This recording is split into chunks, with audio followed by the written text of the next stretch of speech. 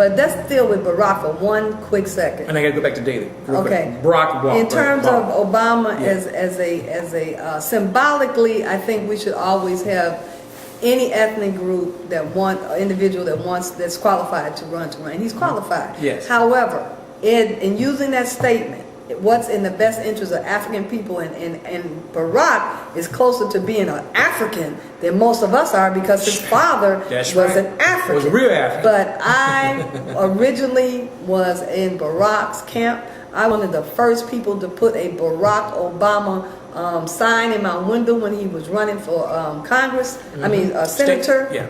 And for years, I had months before he even announced, so people knew who he was.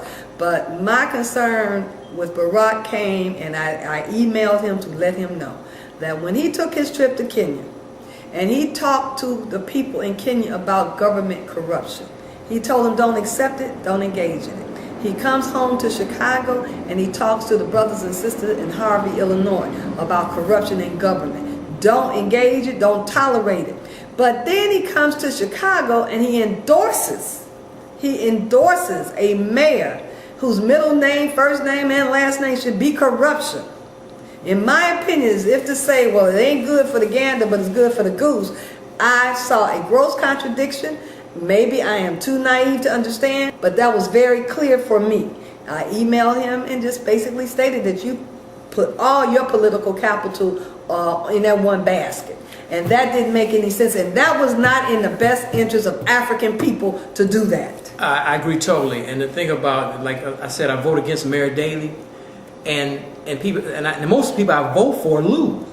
And people say, a young person would say, Mr. Sims, why would you vote every time you vote? Most of the people you vote for lose. Now, most people who vote, guess what they like to vote for? They like to vote for the winner. That's why they vote for Mayor Daley. He gonna win every time. I like to vote for the winner. He gonna win. And that's human nature. Human nature. Most people want to be a part of something that's bigger than they are. That's right. But voting is not for it. Should be principled.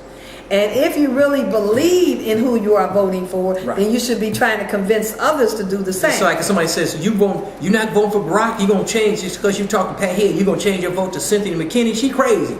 I said, this is a principle vote. My little vote really doesn't mean anything. It's really symbolic anyway. It's symbolism. I understand, especially presidential votes are really symbolic.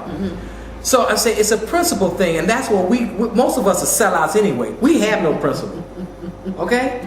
It's more principled now because of the fraud in the election process. Right. With these new voting machines, I'm almost certain that the votes are so rigged that short of us overpowering the machine, we're really just participating in an exercise. That's why it's almost important to vote. That's why it's almost important to vote against the power structure. That's right. Having a principle vote. Right. That's because it's so rigged. Now, you know, the danger of that is, and I don't know how long we can continue, is that one thing leads to another, is that the process, the electoral process, is supposed to be one of the highest exercises in a democracy. Right. And now that they've tainted that, now that they've corrupted it, now that they've really taken it from us, and you're just dealing with a perception that you're doing something meaningful, we need to start looking at what we can do to empower ourselves as a people. Because if we really and truly don't have the vote, and I think it's almost evident through the documentary American Blackout, the documentary Hacking Democracy. They're showing you how these machines are rigged. These people want to win. That's how important. They want to win by all means necessary.